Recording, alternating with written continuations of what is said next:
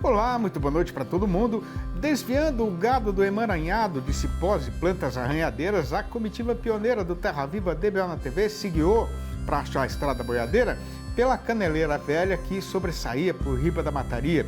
E estando agora arranchada nas beiradas da freguesia, convida a companheirada para se achegar e participar da nossa função novidadeira, que começa com a apresentação da prosa brideira do dia. A Abrafrigo, que é a Associação Brasileira dos Frigoríficos, divulgou nesta segunda-feira, dia 13, o seu balanço das exportações totais de carne bovina do país em outubro, incluindo o produto in natura e o industrializado. E mais uma vez o resultado não saiu do roteiro esperado e repetiu o que está sendo acontecido mês a mês desde o começo deste 2023. Conforme o relatório distribuído na praça, com base nos dados levantados pela SECEX, a Secretaria de Comércio Exterior do Ministério da Economia, o volume despachado daqui lá para fora agora foi de 240.946 toneladas, o que representou um ligeiro aumento de 2,9% em relação ao período correspondente do ano passado. Já o faturamento dos estabelecimentos vendedores ficou em 982 milhões e 700 mil dólares, com um forte despencamento de 20% na mesma comparação. Fazendo a conta desde janeiro, os frigoríficos brasileiros já embarcaram para o estrangeiro pouco menos de 1.999.000 toneladas, com um crescimento mínimo que não chegou a 1%. Bem diferente foi o caso passado com o dinheiro que a freguesia pagou pela nossa mercadoria, que somou 8 bilhões 760 milhões de dólares, com uma redução de nada menos que 23%, pareando com os mesmos meses de 2022. Logicamente que o motivo principal dessa desgraça pelada é a derriçada geral do preço da carne brasileira no mercado internacional, né? Repare a companheira fazendeira que, na média do ano atual, a cotação ficou em 4.380 dólares por tonelada, enquanto nestas alturas do ano passado o valor era de 5.727 dólares por tonelada. Nem seria carecido dizer, porque isso já é perfeitamente sabido, que a China continua sendo disparado o principal importador da nossa carne bovina, tendo já comprado este ano 980.016 toneladas, o que vem a ser 7% a menos, fazendo sempre a mesma comparação. Ainda assim, o gigante oriental foi o destino de 49% de tudo o que foi embarcado pela indústria frigorífica nacional, agora no 23, tendo pagado por esta quantidade de produto 4 bilhões 723 milhões de dólares, com um afundamento de 32,3% sobre o resultado do ano passado. Passando então o traço e arrematando a prosa, não dá para dizer que a gente não tem apreço pelo dinheiro chinês, né? Mas continua sendo muito arriscado e complicado depender de um único grande freguês que manda no mercado e no preço, né? Para quem é boiadeiro de profissão, engordar boiada é serviço que se faz por paixão e com grande satisfação. Mas para fazer a negociação do gado que foi criado, é requerido que o caboclo tenha experiência no mercado. E por ter sabedência dessa exigência, o Terra Viva DBO na TV tem sempre um especialista de plantão, esperando a participação do amigo pecuarista aqui na nossa conversa com o analista. O mercado de reposição segue sem grandes alterações desde meados de outubro e no comparativo semanal, somente 4 das 8 categorias de reposição tiveram altas em São Paulo. Aqui é Nicole Santos, analista de mercado da Scott Consultoria, e hoje eu estou aqui para trazer um panorama de como está o mercado de reposição. Então, o que a gente tem visto são negociações ruins para o mercado de reposição já há um bom tempo, né? Desde que o preço no mercado do boi gordo começou a reagir, a gente tem visto uma estagnação no mercado de reposição, nas vendas, né, de reposição. E apesar de os preços de reposição terem subido também, né, acompanhando então as subidas que vieram acontecendo no mercado do boi gordo, não foi uma movimentação expressiva.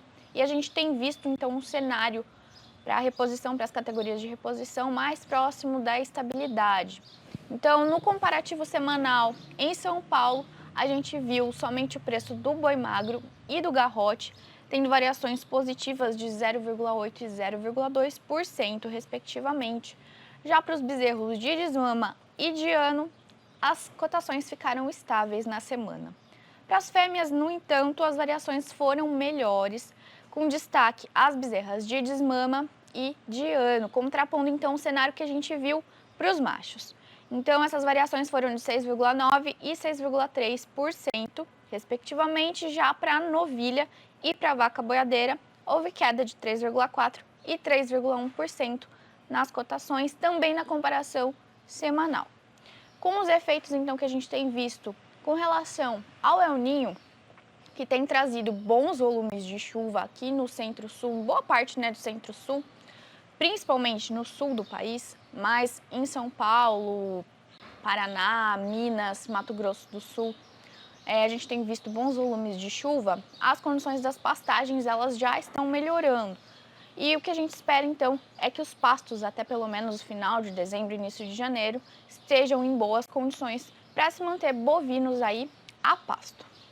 E possibilitando, então, um bom desenvolvimento da safra de capim.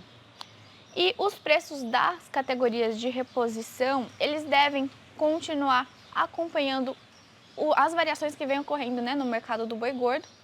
No entanto, como o mercado do boi gordo está próximo à estabilidade também, já tem um mês aí que o preço do boi destinado ao mercado interno e do boi China não tem mudado. A expectativa é de que o mercado de reposição também siga próximo à estabilidade.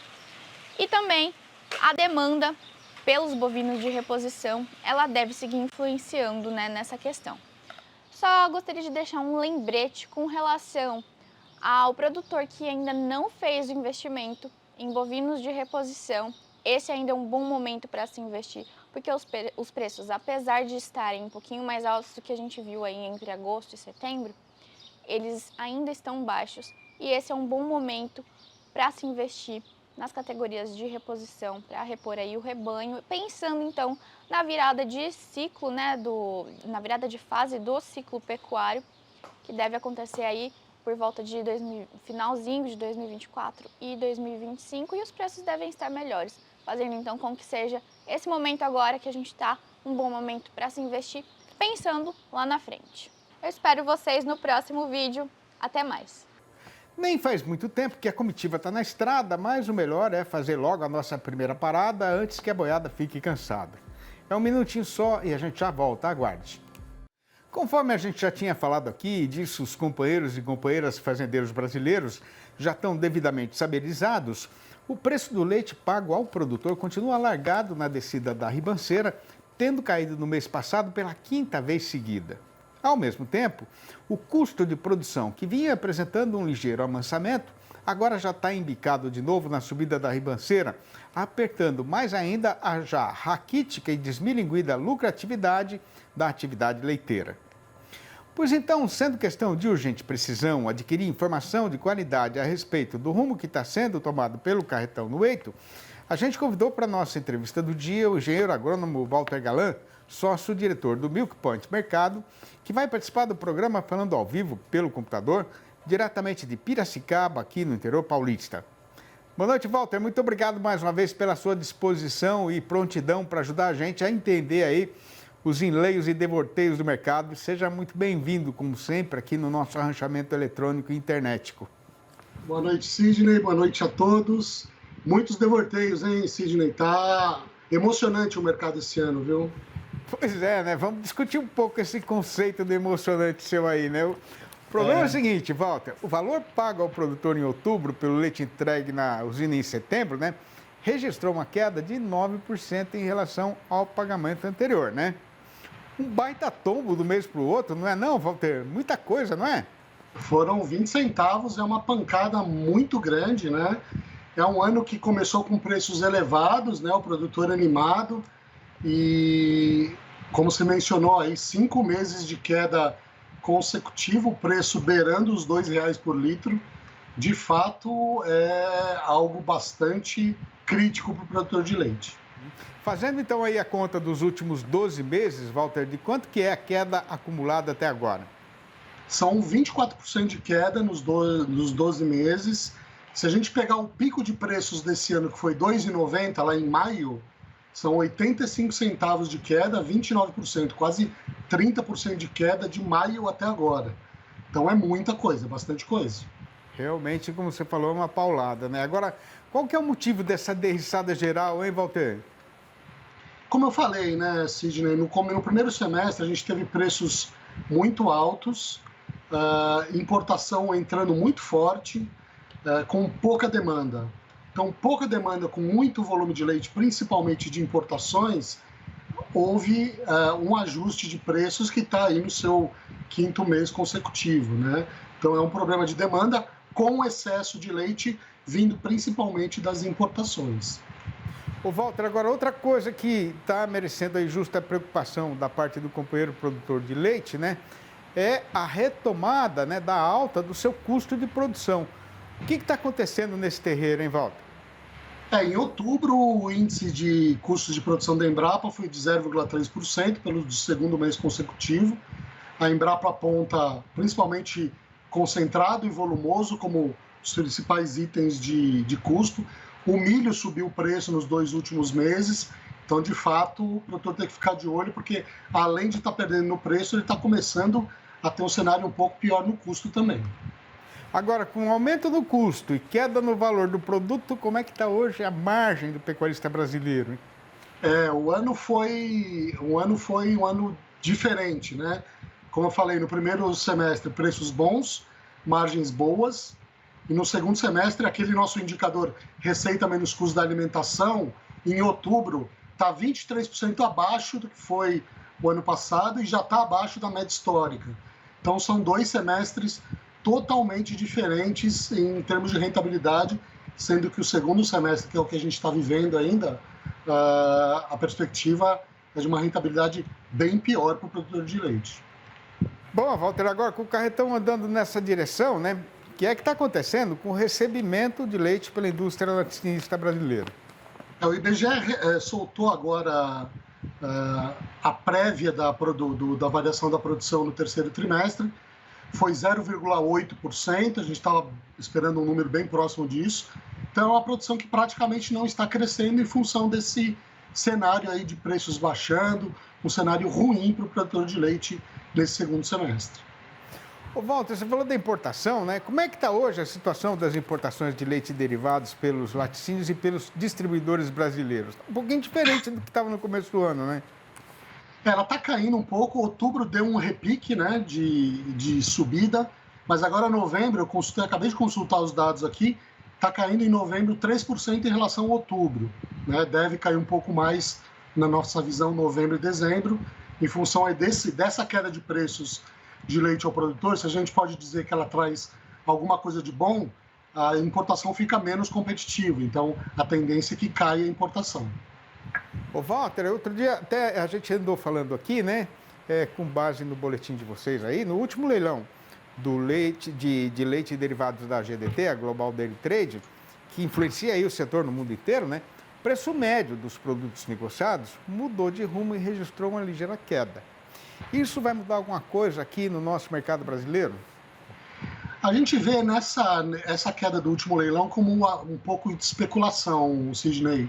Se você olhar no mundo, a produção está caindo em todo o mundo, todos os grandes países exportadores de leite estão caindo a produção, inclusive Nova Zelândia está caindo em função do El Niño, que lá está gerando uma seca, principalmente na Ilha Norte.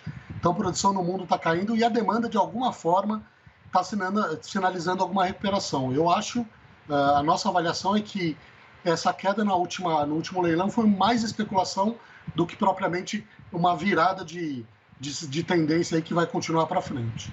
Você falou do resultado da importação de novembro, né? O volume de produtos importados aqui no nosso mercado vai continuar diminuindo, Walter?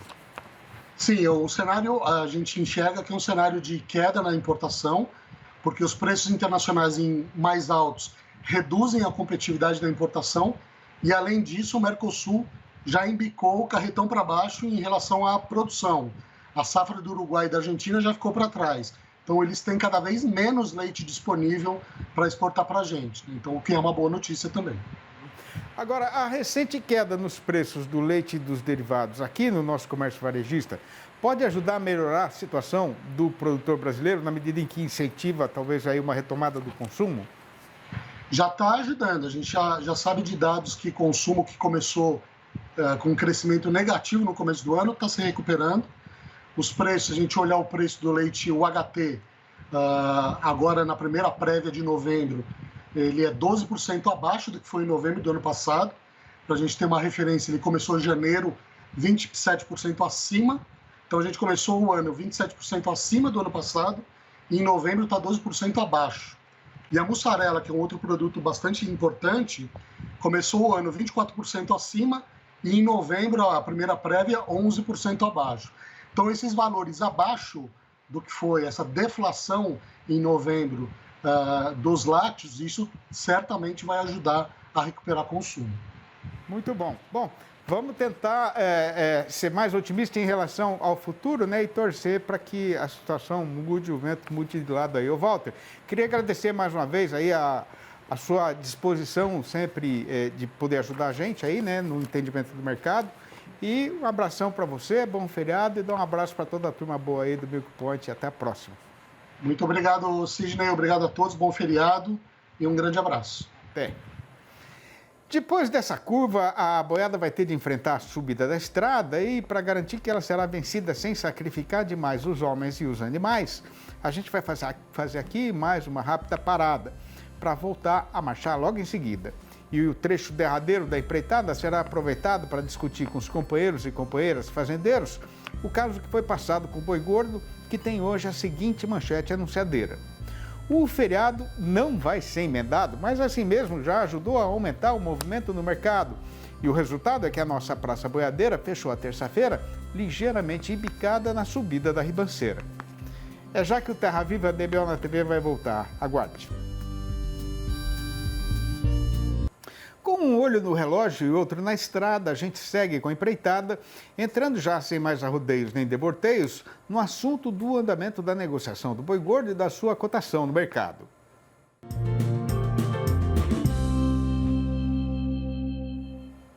Com a bandeira republicana indo na frente da boiada cuiabana, comandando a marcha estradeira pelo chão do sertão brasileiro, o que tem para ser contado aqui nesta terça-feira, véspera do segundo feriado de novembro, mais uma vez o mercado pecuário cumpriu o roteiro costumeiro que dele estava sendo esperado.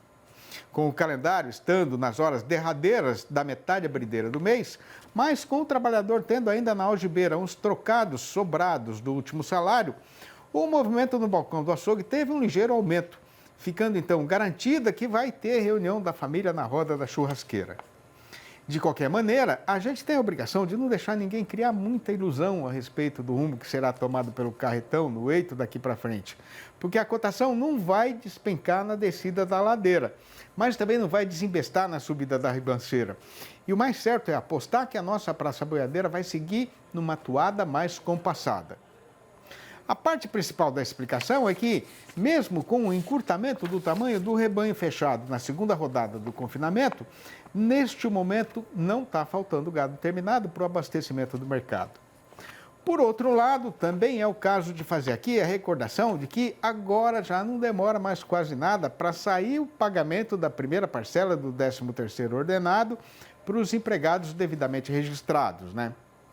Aí, juntando isso com a contratação de funcionários temporários pelas empresas para dar conta do aumento do consumo e do serviço antes e durante as festas do final do ano, a população em geral, enfim, também vai poder desfrutar de algumas coisas boas que o dinheiro pode comprar, né?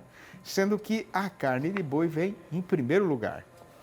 Já o setor exportador, que estava tropicando e cambeteando nos trieiros, agora está dando ligeiros sinais de melhora. Conforme a SECEX, a Secretaria de Comércio Exterior do Ministério da Economia, até a segunda semana de novembro foram embarcadas 73 mil toneladas do produto in natura.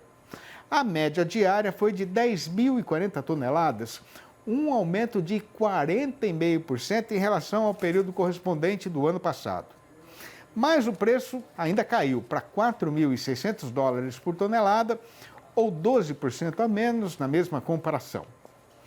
Passando o traço e fechando esta conta, no balanço do dia feito pelo pessoal da Scott Consultoria, foram registradas mudanças nas cotações em 7 das 32 regiões pesquisadas regularmente no Brasil inteiro. E veja o companheiro boiadeiro que desta vez a arroba subiu em 5 destas praças e caiu só em 2. A lista dessas arribadas foi encabeçada pelo Acre, onde a alta foi geral, com o boi avançando para R$ 197,00 e a vaca para R$ 192,00, isso para pagamento a prazo e ainda para descontar o fundo rural. No norte de Mato Grosso, a fêmea aumentou sozinha, sendo negociada agora na base de R$ 190,00. No oeste da Bahia, a vaca já não sai mais por menos do que R$ 202,00. Em Goiânia, a capital do Goiás, o comprador já está aceitando pagar pela fêmea R$ 215,00. Em Belo Horizonte, a capital das Minas Gerais, a vaca foi promovida para R$ 205,00.